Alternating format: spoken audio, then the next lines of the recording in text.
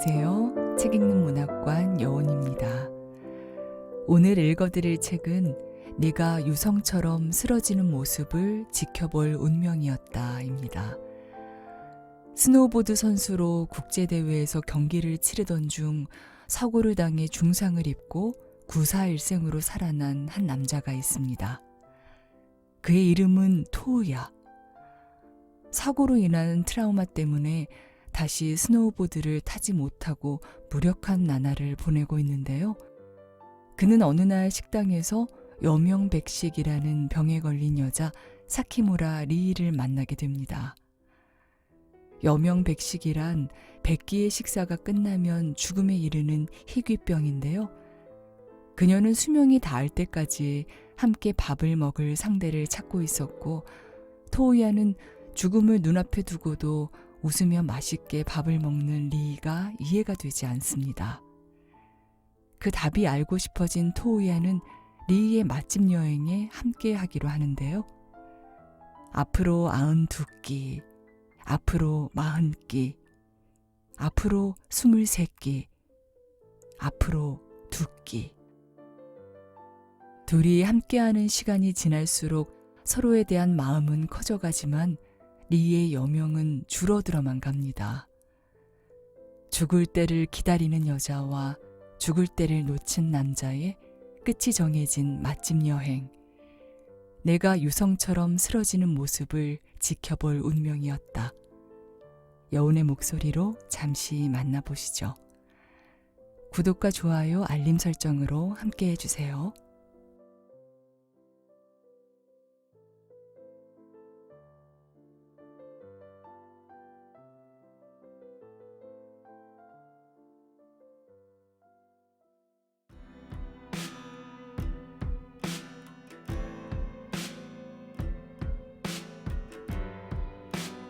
네가 유성처럼 쓰러지는 모습을 지켜볼 운명이었다.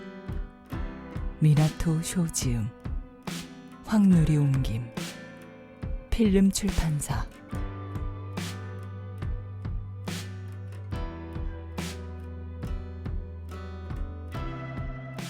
앞으로 92끼.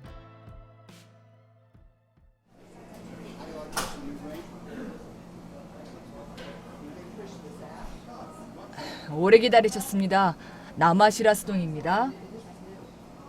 점원이 내려놓은 덮밥에 투명함이 감도는 잿빛 뱅어가 수북이 쌓여있다. 고운 자태를 자랑하며 반짝이는 뱅어의 식감을 상상하면서 나는 나무젓가락을 반으로 갈랐다. 입으로 들어간 뱅어는 탱글탱글하여 씹는 맛이 제법이었고 쌉싸름하면서도 달착지근했다. 고개가 절로 끄덕여진다. 이런 식감과 맛은 좀처럼 만나보기 어렵다. 휴일에는 이 남아시라스동을 먹기 위해 웨이팅이 엄청나다던데 절로 납득이 간다. 11월 중순인 이 무렵에는 뱅어잡이가 허탕치는 날도 있다고 인터넷에서 본 적이 있다. 다행히 오늘은 운수 좋은 날인가 보다. 창밖 너머 바다를 바라보면서 나는 멍하니 생각에 잠겼다. 조금 이른 저녁 식사였지만 바다는 이미 오렌지빛으로 물들어 있었다. 어느 틈에 해가 떨어지는 시간이 무척 앞당겨졌다. 내 정신력 따위 알 바 아니라는 듯이 옷을 갈아입는 계절 덕분에 최근 몇 달간 나를 괴롭히던 초조함이 더욱 기세를 떨치고 있다. 지난 3월에 나는 예기치 않은 사고를 당해 생사를 오가는 중상을 입었다. 그로부터 8개월 남짓이 흐른 지금 부상은 완쾌했고 후유증도 없다. 아니, 마음은 여전히 혼수 상태에서 헤어나오지 못했다. 사고를 계기로 나는 완전히 무기력해졌다. 그 결과 지금껏 계속 몸쓰는 일을 해왔음에도 불구하고 현재는 땀 한 방울 흘리지 않고 막연하게 하루하루를 흘려보내고만 있다. 이래서는 안 된다며 마음을 다잡아 보기도 했지만 결심하기가 무섭게 죽음이 바로 옆까지 바싹 쫓아왔던 사고 당시의 감각이 선명하게 되살아났다. 손쓸 새도 없이 온몸은 공포에 얽매였고 나는 다시 겁쟁이가 되었다. 그렇게 얼빠진 내 안에 유일하게 남은 것이 하나 있었으니 다름 아닌 먹는 즐거움이다. 밤낮으로 몸을 움직여야 했던 탓인지 어렸을 때부터 식욕이 왕성했다. 초등학생 때 이미 성인 남성 기준 2인분 정도는 가볍게 평정했다고 장담한다. 그런 것 치고 키는 167cm로 그렇게 크지 않고 체중도 적게 나가는 편이기는 하다. 아마도 쉬는 날 없이 이어진 훈련으로 먹는 족족 에너지를 소비했기 때문일 것이다. 습관이 되어 그만두려야 그만둘 수 없는 가벼운 근육 트레이닝과 스트레칭을 빼고 최근 몇 달 동안 거의 몸을 움직이지 않았다. 무기력하게 지냈다고는 하지만 이런 생활을 한 지 1년도 채 지나지 않아서인지 몸이 아직 녹슬지 않은 듯 먹는 양은 이전과 비슷하다. 그래서일까 사고를 당하기 전과 마찬가지로 오늘도 밥맛이 좋다. 지금의 나는 아무짝에도 쓸모없는 존재로 전락했는데 말이다. 스포츠에서 좋은 성적을 거두었다고 해서 쓸만하다고 봐도 되는지는 모르겠다. 아무튼 유일하게 먹는 즐거움을 향한 흥미를 잃지 않았지만 맛있는 걸 먹고 싶은 마음과 달리 퀄리티 좋은 메뉴를 파는 가게를 스스로 개척할 정도의 패기는 없었다. 그래서 인터넷에서 찾은 맛집 블로그에서 소개해주는 가게를 돌아다니는 정도로 만족하고 있다. 리의 맛있는 일기라는 블로그인데 젊은 여성이 운영하는 듯하다. 검색하다가 적당히 고른 블로그였지만 언급한 가게를 몇 군데 방문했더니 어느 곳 하나 꽝이 없었다. 블로그에 올라온 게시글을 찬찬히 읽어보았는데 사진을 선명하게 찍어 음식이 먹음직스러웠다. 게다가 맛집 블로그에 의뢰 있을 법한 내 관심 바뀐 글쓴이의 사적인 에피소드도 일절 적혀 있지 않았고 음식의 특징만 기록되어 있어 읽기 편했다. 어느새 리의 맛있는 일기는 요즘 내 하루의 가이드라인이 되었다. 무엇보다 이 블로그가 마음에 든 이유는 바로 맛있었다, 잘 먹었습니다로 모든 게시글이 마무리된다는 점이다. 요리사를 향한 존중과 글쓴이가 진심으로 음식을 즐겼다는 만족감이 느껴져 무척 기분이 좋아지는 멘트였다. 나는 어제부터 블로그에서 몇 달 전에 소개한 가마쿠라 맛집 베스트 3를 찾아다니고 있다. 어제 저녁에는 3위에 오른 조개요리 전문점을 찾았고 오늘 점심에는 뱅어와 가고시마 특산 어묵 튀김이 들어간 햄버거인 쇼남버거로 유명한 가게에 방문했다. 그리고 오늘 저녁은 블로그에서 빛나는 1위를 차지한 나마시라스동이 최고라는 가게를 방문했건만 또 그 여자가 있다. 어제 저녁에 갔던 3위 가게에도 오늘 점심에 갔던 2위 가게에도 그 여자가 있었다. 즉 나와 새끼나 가게가 겹쳤다는 뜻이다. 나이는 나와 비슷한 또래인 듯했다. 맑고 투명한 피부는 더없이 매끈해 보였고 곱게 뻗은 콧날은 영화 속 여배우처럼 매력적이었다. 눈꼬리가 올라가 고양이를 연상케 하는 커다란 두 눈은 호기심에 가득 찬 듯 빛나고 있었다. 정지 화면이라면 누구나 인정할 미인이다. 하지만 3위 가게에서도 2위 가게에서도 그리고 오늘 이 가게에서도 여자는 만면에 웃음을 가득 띠고 입을 크게 벌려 음식을 맛보고 있다. 덕분에 움직이는 여자에게서 쾌활하고 건강하다는 인상이 강하게 풍겼다. 식사하는 모습도 아주 깔끔하여 전혀 개걸스러워 보이지 않았다. 마치 식품 광고를 보는 듯 눈이 즐거웠다. 나와 같은 블로그를 봤겠지. 가게가 3번이나 겹쳤으므로 틀림없다. 그렇지만 블로그에 올라온 게시글은 수십 개가 넘는다. 그중 딱 하나의 게시글에서 소개한 가게를 같은 타이밍에 방문하는 건 우연치고는 너무나 공교로웠다. 괜히 신경이 쓰여 나마시라스동을 먹으면서 나도 모르게 여자가 있는 쪽을 힐끔거렸다. 내가 앉은 테이블에서 빈 테이블 하나를 사이에 두고 건너편 테이블에 여자가 앉아 있었다.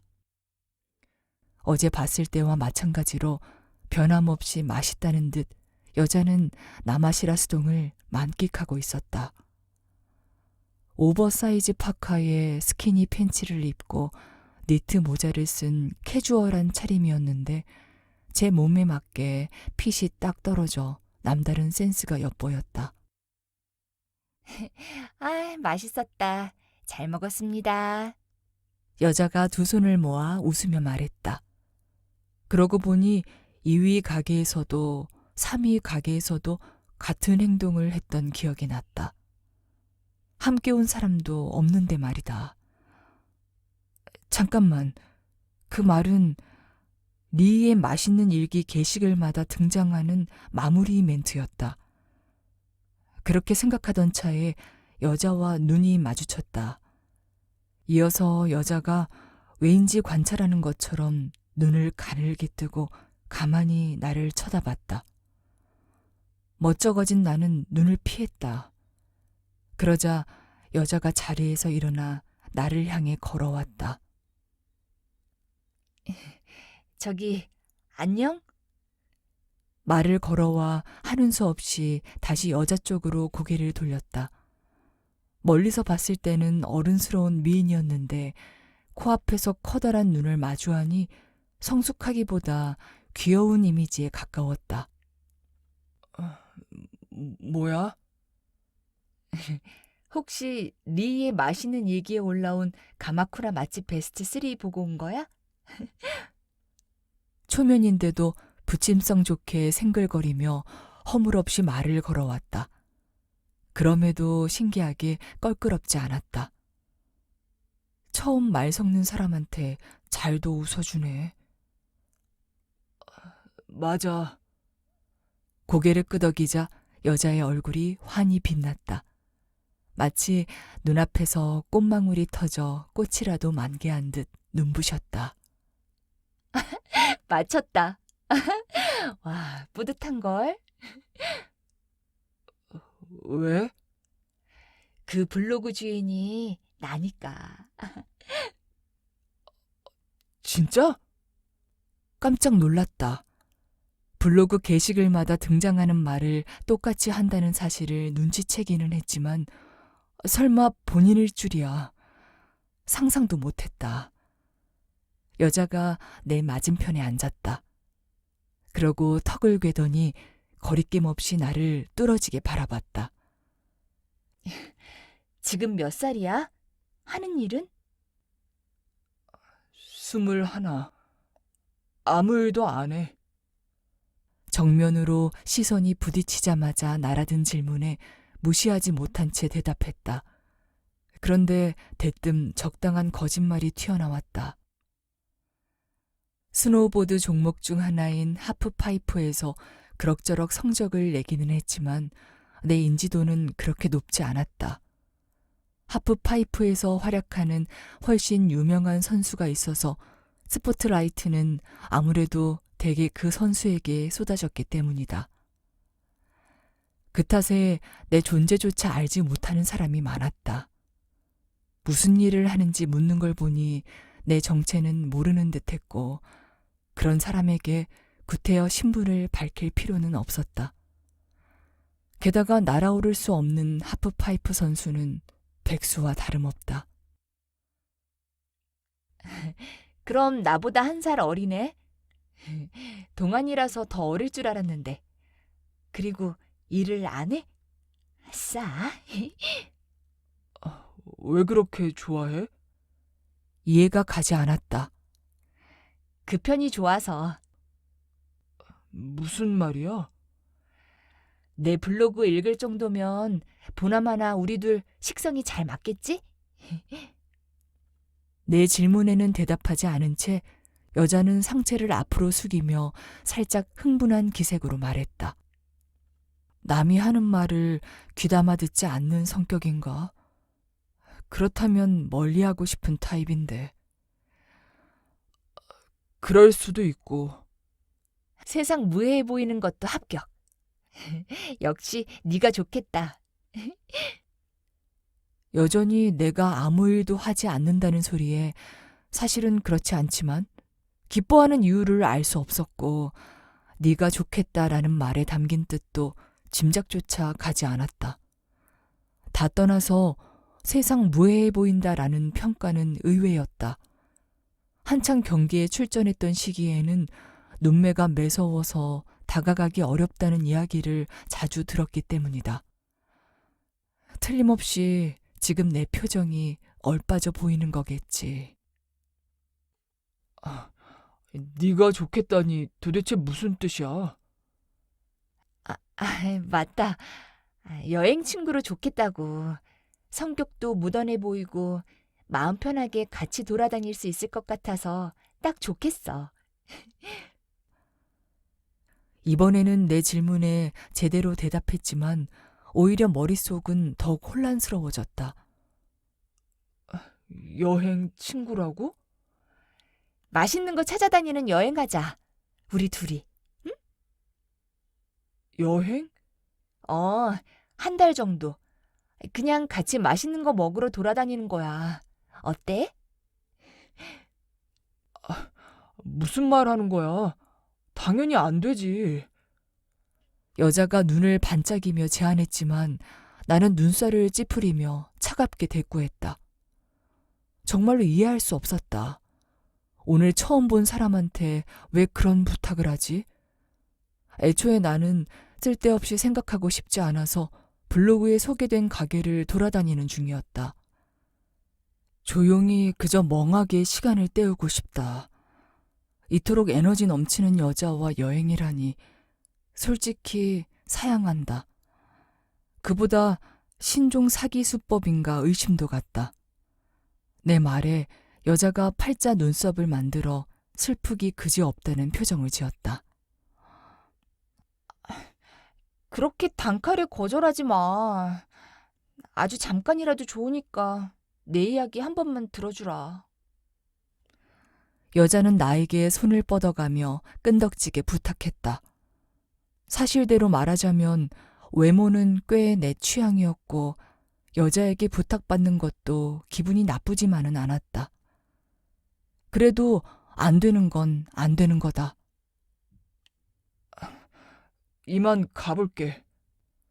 두 손으로 싹싹 빌어도 결정을 바꿀 생각은 없었다. 한시라도 빨리 여자를 따돌리고 싶어서 자리에서 몸을 일으켰다. 부탁이니까 진짜 잠깐만. 몇 분 안 걸린단 말이야. 내 이야기 듣고도 거절한다면 그땐 깔끔하게 포기할게. 제발. 저렇게까지 말하는데 이야기 정도는 들어줄까? 반쯤 일어났던 나는 다시 의자에 앉았다. 물론 잘 알지도 못하는 사람이 부탁 따위 거절하려는 마음뿐이었다. 다행이다. 이야기는 들어주는구나. 들어주기만 할 거야. 짧게 대답하자 여자가 빙그레 웃었다. 하지만 네가 쉽게 거절하지 못할걸. 알았으니까 본론부터 말해. 사람 참 빡빡하네. 알았어. 실은 나 여명백식에 걸려서 시한부거든. 뭐라고? 생기 넘치는 여자의 이미지와 동떨어진 시한부라는 단어가 튀어나와 온몸이 굳었다. 그래서 앞으로 100번, 아니다, 이제 92번이구나. 앞으로 92끼를 먹고 나면 난 죽어. 눈 하나 깜빡이지 않고 태연하게 웃으며 말한다. 죽음이라는 말을 입에 담은 얼굴이라고는 생각하기 어려울 만큼 해맑았다. 여명백식. 나도 자세히는 모른다. 하지만 최근에 발견된 신종 희귀병이라며 뉴스에서 여러 차례 거론되던 걸 들은 기억이 있다. 식사할 때마다 여명지수라는 명칭의 체내 수치가 감소하고 그 수치가 0이 되면 몸의 기능이 정지하여 죽음에 이르는 기묘한 병. 현재 별다른 치료법이 없어 환자는 오로지 밥을 먹으면서 죽음을 기다리는 수밖에 없다고 했다. 환자가 초기 증상을 호소한 후 검사를 거쳐 병을 진단받는 시점에는 대체로 남은 식사 횟수가 100끼 정도이므로 여명백식이라는 병명이 붙었다고 어디에선가 들었다. 여명백식에 걸리면 남은 식사로 무엇을 먹을 것인가? 어느 유명인이 여명백식으로 세상을 떠났을 때 SNS에서 그런 주제가 화두에 오르기도 했다. 지금 거짓말한다고 생각하지? 나는 수긍했다.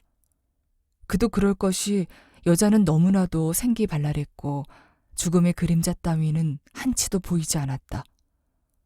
앞으로 100끼만 먹을 수 있는 사람이 이리도 씩씩할 수 있을까? 죽음은 두렵다. 난 죽지는 않았지만 죽기 일보 직전까지 갔었고 다른 사람보다도 죽음에 대한 공포심이 클 수밖에 없었다. 그 결과 나는 아무것도 할 수 없게 되었다. 지금껏 인생의 전부를 걸고 임했던 스노우보드조차도 말이다. 유감이지만 거짓말이 아니야. 자, 여기 증거. 여자가 갖고 있던 배낭에서 클리어 파일을 꺼냈다. 파일에는 난치병 판정이나 검사 결과와 같은 제목과 함께 글자가 빽빽이 채워진 서류가 끼워져 있었다. 의학에 관해서는 문외한이지만 까다로운 내용 위에 대학병원의 로고가 찍힌 종이는 섬뜩할 정도로 리얼했다. 기왕 이 병에 걸렸으니 앞으로 남은 100끼는 맛있는 것만 먹고 죽자고 결심했어. 아, 맛있었다. 이제 후회는 없어. 그렇게 생각하면서 죽고 싶달까? 깜짝 놀라서 말문이 막힌 나를 보고 여자는 여전히 스스럼 없이 말했다. 아, 그렇구나. 이유는 이해가 간다. 이해는 가지만 100번의 식사를 마치고 죽을 운명이라는 사실을 알면서 그런 식으로 아무렇지 않게 즐겨야겠다고 마음먹을 수 있는 일인가. 그런데 혼자서는 뭘 먹어도 지루하더라고. 먹다 보면 다른 사람이랑 막 얘기하고 싶잖아. 이거 맛있다 그러면서. 그래서 함께 다닐 사람이 어디 없을까 찾고 있었지. 왜 하필 그 사람이 생판 모르는 나야? 가족도 있고 친구도 있잖아. 역시 여자의 이야기는 온전히 믿기 어려웠다. 여명백식에 걸렸다는 이야기조차 진짜인지 거짓인지 판단이 서지 않았다. 설령 사실이라고 해도 마지막 여행이니 속마음을 터놓고 이야기할 수 있는 사람과 함께하는 편이 일반적이지 않은가. 가족이나 친구들은 슬퍼할 게 분명한 걸. 그런 사람들하고 어떻게 밥을 맛있게 먹어? 그러니까 지금까지 나랑 아예 남남이었던 사람이 좋아. 나를 깊이 생각하지 않는 사람. 납득이 가는 듯 가지 않는 듯 갈팡질팡했다. 나라면 마지막 순간은 가족이나 친구 혹은 연인과 함께하고 싶을 텐데. 물론 지금은 솔로지만. 미안하지만 솔직히 오늘 처음 만났는데 그런 걸 감당하기에는 너무 부담돼. 사실대로 말했다. 당연히 지금은 여자의 이름도 모를 뿐더러 조금 별난 사람이라는 정도 말고는 어떠한 감정도 없다.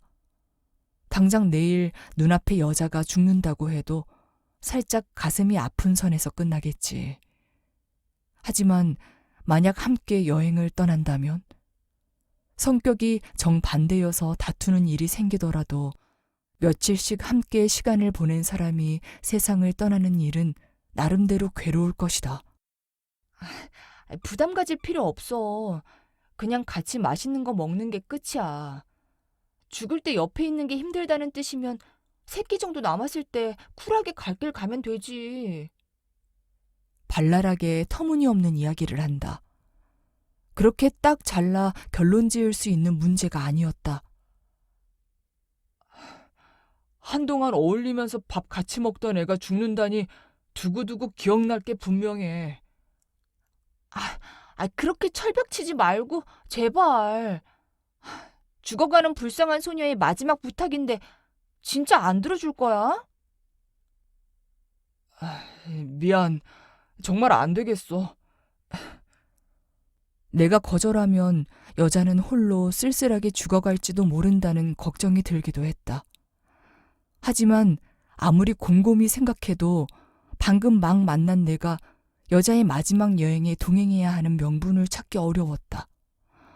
내가 거듭 고사하자 여자는 얼굴을 찡그리고는 못마땅해 했다. 차갑다, 차가워. 뾰로통한 표정으로 천진난만하게 투정을 부렸다. 마치 장난감을 사달라고 졸랐는데 거절당한 어린아이처럼 얼굴 가득 아쉬움이 묻어났다. 그 얼굴을 본 순간 마음이 흔들렸다. 여전히 여자는 죽음의 냄새를 전혀 풍기지 않았다. 여자의 표정은 맛있는 걸 함께 먹을 수 없다니 아쉽네 하고 생각하는 것처럼 보일 따름이었다. 애초에 여명백식이라는 병에 걸렸다는 이야기 자체가 거짓말일지도 모른다. 그럴 가능성도 열어두었지만 만에 하나 사실이라면 정말로 앞으로 92끼의 식사를 끝내고 여자가 영영 눈을 감는다면 어째서 그런 표정을 지을 수 있을까? 어떻게 마지막이니 마음껏 식사를 즐기겠다는 긍정적인 마음을 먹을 수 있는 걸까? 죽는 게 무섭지 않아? 너는 왜 공포에 사로잡히지 않는 거야? 나는 무슨 수를 써서라도 그 답을 알고 싶어졌다. 알았어. 같이 다니자. 어? 줄곧 거절 의사를 내비쳤던 내가 갑자기 제안을 수락하자 여자는 어안이 벙벙한 것 같았다. 허를 찔린 듯한 표정이었다. 알겠다고. 맛집 여행. 같이 다니겠다니까? 진짜? 엄청나게 싫어했으면서 왜? 그냥 별 이유 없어. 그냥? 뭐 나야 아무래도 좋지만. 야호. 여자는 만세를 하며 크게 기뻐했다. 그러더니 환하게 웃으며 인사를 건넸다. 내 정신 좀 봐. 자기소개도 안 했네. 나는 사키무라 리. 앞으로 잘 부탁해. 무로사키 토우야. 무심코 본명을 말하고 아차 싶었다. 다행히 여자, 그러니까 리는 내 이름을 듣고도 짚히는 사람이 없는지 토우야라고 하는구나 하고 명랑하게 말했다. 스포츠에 큰 관심이 없는 듯하여 안도했다. 동시에 내가 도대체 뭘 하고 있는 것인지 머릿속이 복잡했다. 정체불명의 여자와 얽힌다니 오매불망 스노우보드만 바라보고 살던 이전의 나였다면 가능성이 싹부터 잘났을 일이다. 태어날 때부터 사람을 몰고 다녔던 쌍둥이 남동생 유키토라면 모를까. 나는 원래 다른 사람과 구김살 없이 어울리는 편이 아니었다. 사기꾼일 가능성은 아직 배제하지 않았다. 아주 공들여서 미인계를 쓰고 있다거나.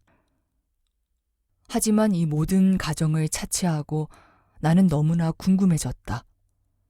사기라면 사기인 대로 상관없다. 리의 이야기가 사실일 가능성에 걸고 싶었다.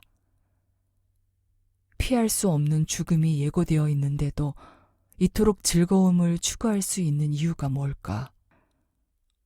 되레 죽음이 있기에 비로소 집착을 끊어낼 수 있는 것일까? 구사일생으로 살아난 이래 나는 죽음이 너무나도 두려웠다. 리처럼 죽음이 약속된 것도 아닌데 그 순간을 떠올릴 때마다 여전히 온몸에 핏기가 가신다.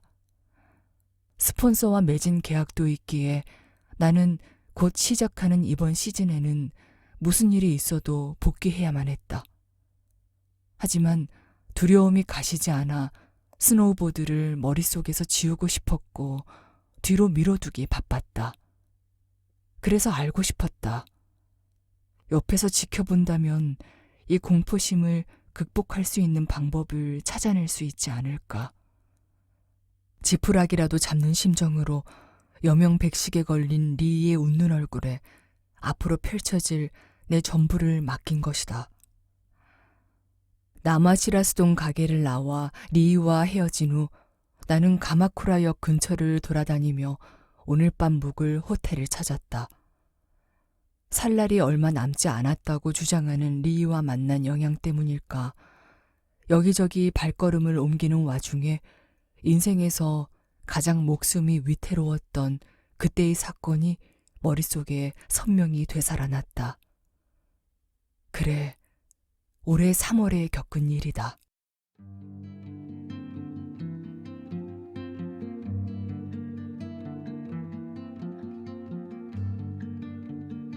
스노우보드라는 경기 특성상 낙상 사고는 있기 마련이다.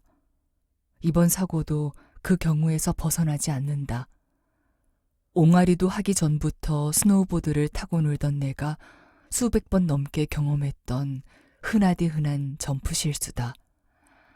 착지에 실패하여 하프파이프의 바닥면인 버텀으로 떨어지며 등을 부딪힌 나는 단순히 그렇게 여겼다. 총 3차례 주어지는 연기 중 2차 시기였다. 바로 일어나 웃으면서 실수를 무마하고 파이프 아래까지 타고 내려가 3차 시기에 집중하려고 했다. 그런데 일어날 수 없었다. 몸에 힘이 들어가지 않았다. 그러고 보니 여느 때보다 등에 느껴진 충격이 거셌다. 오른쪽 다리에 서서히 통증이 찾아왔다. 어떻게든 필사적으로 몸을 일으키려고 하자 쿨럭하고 무거운 기침이 터져나왔고 옆으로 고개를 돌리고 있던 내 얼굴 근처의 눈밭이 진홍색으로 물들었다. 왜 눈밭이 그런 색으로 변한 것인지 순간 상황 파악이 되지 않았다. 딜컷 갖고 와! 구급차 불러! 그러한 다급한 영어가 내 주위를 마구 뛰어다녔다. 영어를 잘하는 편은 아니지만 이 정도는 바로 알아들을 수 있었다. 기다려. 별일 아니야. 바로 일어날 테니까 다들 호들갑 떨지 마. 입이 떨어지지 않았다. 바람과 달리 하고 싶은 말이 속에서만 맴돌았다. 애초에 여기는 미국의 콜로라도다. 엑스게임이라는 하프파이프 국제대회가 열리는 극한의 설산. 우리말로 말해봤자 소용없다. 속에서 맴도는 말이 곧장 영어로 떠오를 만큼 영어 실력이 뛰어나지도 않았다. 토야! 함께 출전한 동생 유키토가 울음을 참는 표정으로 달려왔다. 유키토, 바로 다음이 내 순서잖아. 파이프 안으로 들어와서 어쩌려고. 그렇게 생각하면서도 나는 유키토에게 말했다. 괜찮아. 한 번 더 내려올 거야. 내 입에서 흘러나온 목소리가 너무나 거칠어서 금방이라도 부서질 것만 같아서 나조차 깜짝 놀랐다. 그제야 비로소 내가 구급차로 이송되어야 할 정도로 중상을 입었고 사방이 피로 낭자해 있다는 사실을 깨달았다. 동시에 시야가 점점 아득해졌다. 내 이름을 부르는 유키토의 목소리가 멀어져 갔다. 모든 오감이 서서히 사라지기 시작했다. 거기서 불현듯 어렴풋이 깨달았다. 아, 나는 분명 이제 죽는구나. 하지만 나는 죽지 않았다. 이틀 후 눈을 뜬 나는 내장과 오른쪽 무릎의 인대 손상으로 인한 전치 2개월이라는 중상을 선고받았다. 나를 진찰한 미국인 의사가 말했다. 잘못 부딪혔으면 내장 파열로 죽었을 겁니다. 럭키가이가 따로 없어요. 이번 시즌을 허무하게 날려버리게 생겼는데 뭐가 럭키라는 거야. X게임이 열린 시기는 1월 중순으로 스노우보드로 말하자면 아직 시즌 초반이었다. 전치 2개월이라는 소리는 재활 기간까지 고려한다면 적어도 3개월은 경기에 나갈 수 없다는 뜻이었다. 3월 말까지 대회가 쉴 새 없이 진행되는데 나는 그 모든 경기에 출전할 수 없게 된 셈이다. 풀 죽어 있어봤자 방법이 없었다. 나는 의사도 놀랄 만큼 경이로운 속도로 부상을 완치해갔고 몸 상태를 체크하면서 열심히 재활에 임했다. 그리고 낙상사고로부터 2달이 흐른 뒤 무리하지 않는 선에서 연습해도 괜찮다라는 의사의 허락을 받았다. 3월 말에 열리는 대회에 어떻게든 참가하고 싶었던 나는 초조함에 시달리며 오랜만에 하프파이프를 찾았다. 파이프 정상의 수평 부분인 데크에 서서 스노보드 바인딩을 채웠다. 2달 만이니까 우선 가볍게 내려가면서 감을 찾자. 그렇게 생각하며 나는 스노우보드를 미끄러뜨려 파이프의 가장자리인 립에서 드롭인 하려고 했다. 그런데 립에서 파이프의 바닥면이 내려다 보이기 무섭게 누군가에게 꽉 잡힌 것처럼 심장이 바짝바짝 조여왔고 등골이 서늘해졌다. 속에서 강한 토기가 치밀어 올랐다. 드롭인 하기 직전 나는 그 자리에 주저앉고 말았다. 다리와 손이 조금씩 후들거렸다. 순간 머릿속에 되살아난 것은 그때의 감각이었다. 아, 나는 분명 이제 죽는구나 하고 깨달았을 때 오감이 사라졌던 그 감각. 토야, 함께 보드를 타러 온 유키토가 어딘가 이상한 내 모습을 눈치채고 조심스레 말을 걸었다. 내가 부상을 치료하는 동안 유키토는 당연하게도 모든 대회에 빠짐없이 출전하고 있었다. 게다가 작년보다 좋은 성적을 거두는 중이었다. 나는 질투와 울분으로 뒤엉킨 패배감을 유키토에게 품고 있었다. 뒤처진 정도야 순식간에 만회해주겠다고 의욕을 불태웠었다. 그래, 바로 조금 전까지만 해도. 하지만 그런 불굴의 정신은 온데간데 없이 사라졌다. 대신에 나를 지배하는 것은 죽음이 눈앞까지 다가왔던 그때의 감각과 죽음에 대한 끝없는 공포심이었다. 미안해. 오늘은 영 상태가 안 좋네. 먼저 돌아갈게. 겁에 질린 나약한 모습을 유키토에게 들키지 않으려 나는 벌떡 일어나 애써 평정심을 가장하며 말했다. 뭐? 다 나은 거 맞아? 아직 아픈 거 아니야? 그런 거 아니야. 그냥 기분이 안 내켜. 나는 스노우보드를 벗어 품에 안은 채 유키토를 등지고 걸어갔다. 유키토가 재차 나에게 뭐라고 묻는 소리가 들렸지만 들리지 않는 척을 하며 걸음을 재촉했다. 그 시즌에 나는 끝끝내 스키장으로 돌아가지 않았다. 아니, 돌아가지 못했다. 날지 못하는 하프파이프 라이더가 스키장에 가봤자 무용지물이었으니까.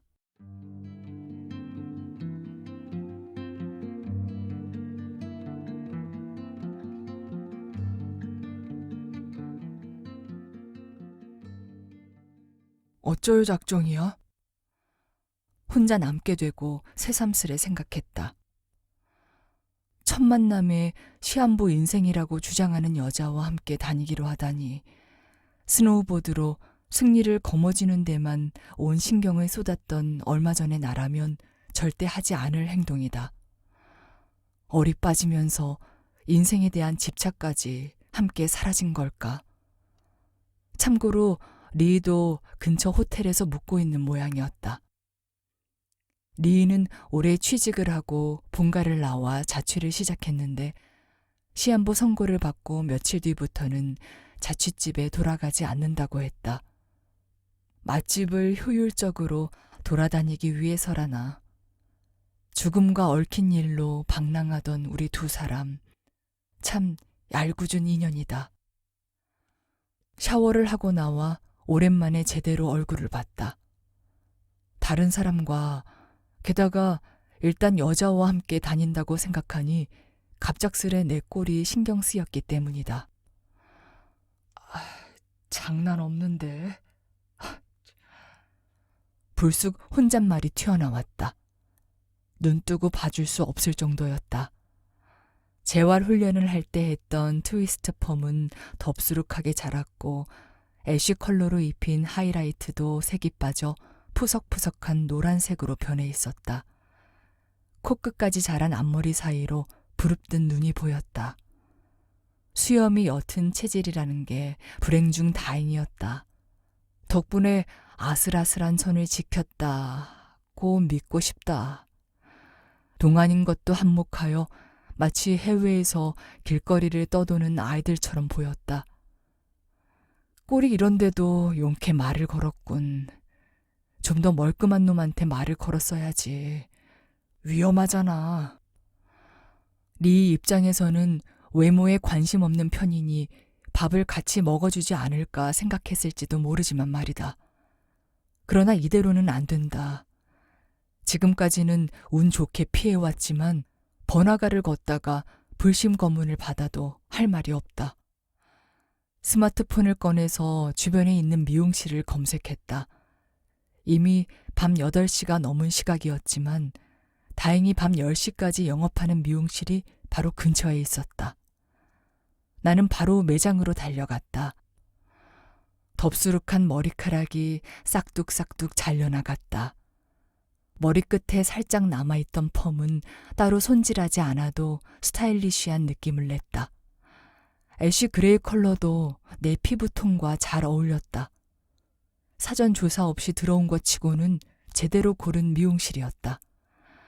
그 길로 호텔에 돌아온 나는 스마트폰으로 여명 백식을 검색했다. 병에 관하여 쓴 기사를 서너 개 읽어보았는데 대체로 모든 기사가 이런 내용이었다. 초기 증상으로 식사 후 수시간 내에 몸부림칠 정도로 격렬한 복통이 찾아온다. 이 증상을 계기로 유전자 검사를 진행하여 병을 진단한다. 식사할 때마다 여명백식 지수가 감소하며 이 지수가 0으로 떨어지면 몸의 기능이 완전히 정지하여 죽음에 이르는 희귀병이다. 현 시점에서 치료법은 존재하지 않는다.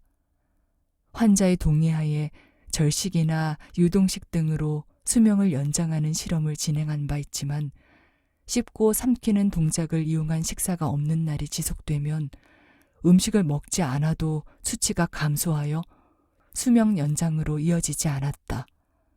또한 절식 혹은 평균 이상의 식사 간격이 계속되면 환자가 극심한 복통을 겪는 것으로 밝혀졌다. 다만 6시간에서 8시간 간격으로 세 끼의 식사를 제대로 진행하는 한 환자는 건강한 상태를 유지한다. 간식은 양이나 시간에 따라 상이하지만 한 끼로 카운트 되기도 하므로 섭취하지 않는 편을 권장한다. 여명백식을 앓는 환자의 건강 상태는 마지막 식사까지 양호하게 유지되며 마지막 식사를 마치고 수마에 사로잡혀 잠자듯 사망에 이른다. 초기 증상을 보이고 검사를 거쳐 병을 진단받는 시점에 일반적으로 남은 식사 횟수가 100끼 전후인 경우가 많아 여명백식이라는 병명이 붙었다. 여명백식을 선고받은 환자의 치사율은 100%다. 치료법을 발견하지 못한 현재로서는 반드시 사망에 이르는 병이다. 여명백식에 관해 처음 알게 된 정보도 있었다. 특히 놀랐던 부분은 마지막 식사를 마칠 때까지 환자가 건강하다는 점이다. 지금 리이가 에너지를 주체하지 못할 정도로 건강해 보이는 게 당연하다는 뜻이다. 그런 생각을 하자니 공연히 불쾌해져 나는 스마트폰을 침대 구석으로 던졌다. 그러고 눈을 감고 마음을 다스리며 억지로 잠을 청했다.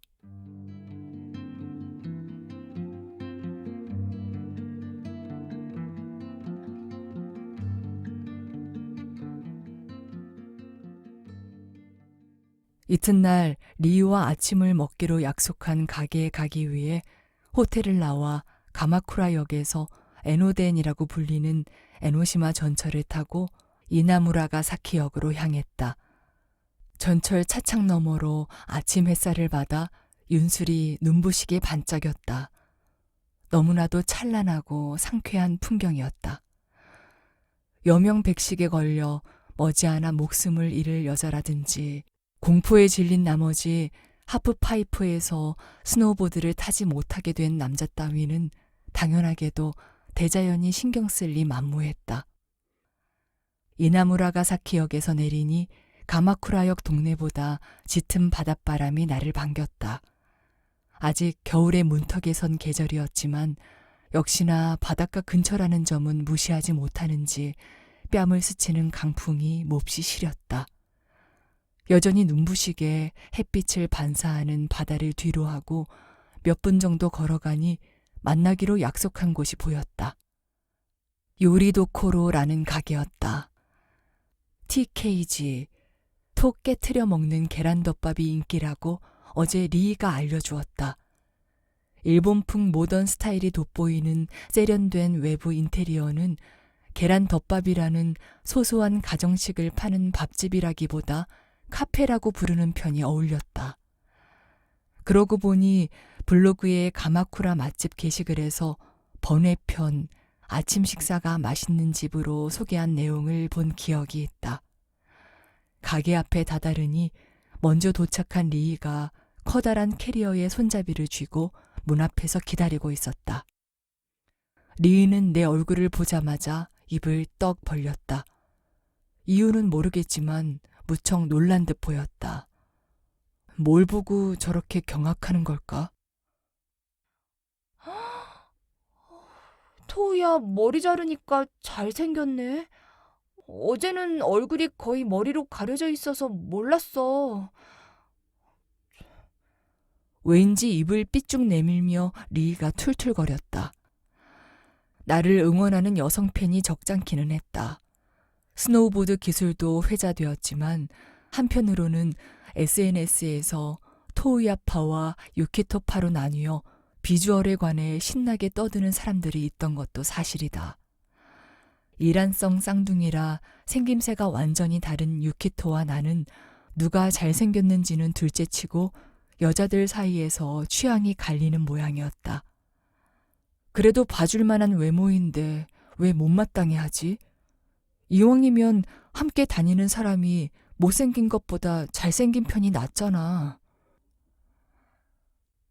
왜 그렇게 싫어해? 아니야, 싫지 않아. 이상하다 싶어서 물었더니 리이는 미적지근한 대답만 했다. 도통 이유를 모르겠다니까. 다행이야. 평일이라서 그나마 사람이 좀 적다. 휴일에는 웨이팅이 길대. 조금 전 불퉁한 표정은 이미 사라지고 기분이 좋은 듯 리이가 가게 안을 둘러봤다. 감정 기복 한번 심하네. 앞으로 먹을 계란덮밥으로 머릿속이 꽉 차 있을 게 분명하다. 구옥을 신식으로 개조하여 사진빨이 잘 받을 것 같은 내부는 정취가 넘쳤다. 리인은 사람이 적은 편이라고 했지만 가게는 거의 만석이었다. 평일 아침 식사치고는 손님이 무척 많은 편이었다. 테라스석과 테이블석, 그리고 좌식이 있었지만 남은 자리가 좌식뿐이라 우리는 그쪽으로 안내받았다. 점원이 건네준 메뉴판을 예의상 훑어봤지만 리인은 볼 생각조차 없는 듯했다. 메뉴 안 봐도 돼? 어제 말했잖아. 여기는 계란덮밥 정식이 제일 잘 나가. 모처럼 왔으니까 베스트 메뉴를 먹어야지. 내 질문에 리이가 호기롭게 말했다. 하긴. 그럼 나도 그걸로 할게. 좋아. 메뉴 선택 끝.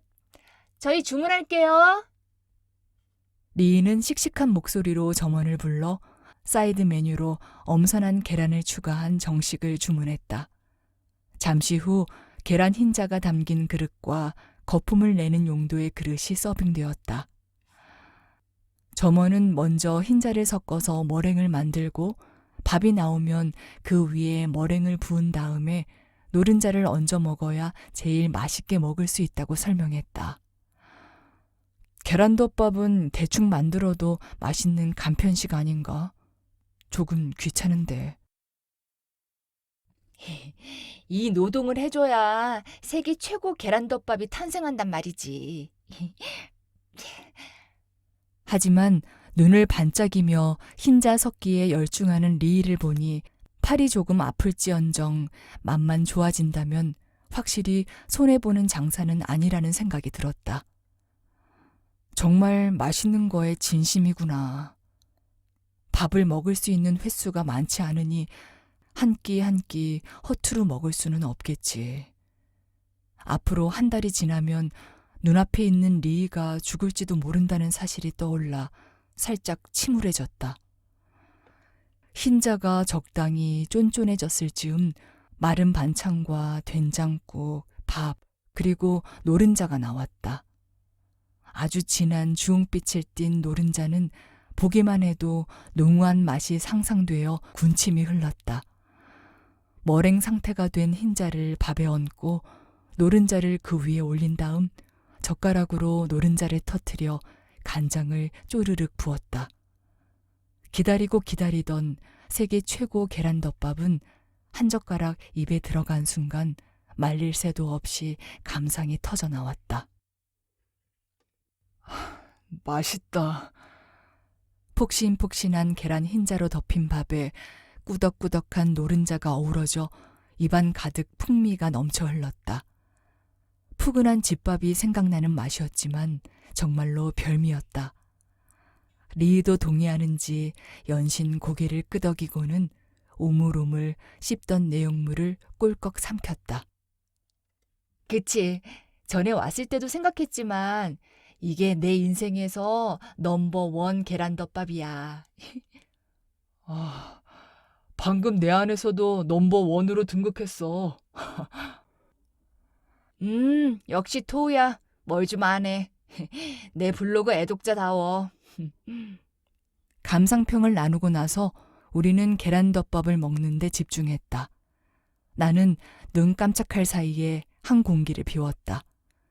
양이 성에 차지는 않았지만 손님이 많아서 추가 주문은 포기했다. 조금 뒤에 리이도 젓가락을 내려놓았다. 아, 맛있었다. 잘 먹었습니다. 양손을 모아 한박 웃음을 지으며 특유의 멘트를 친다.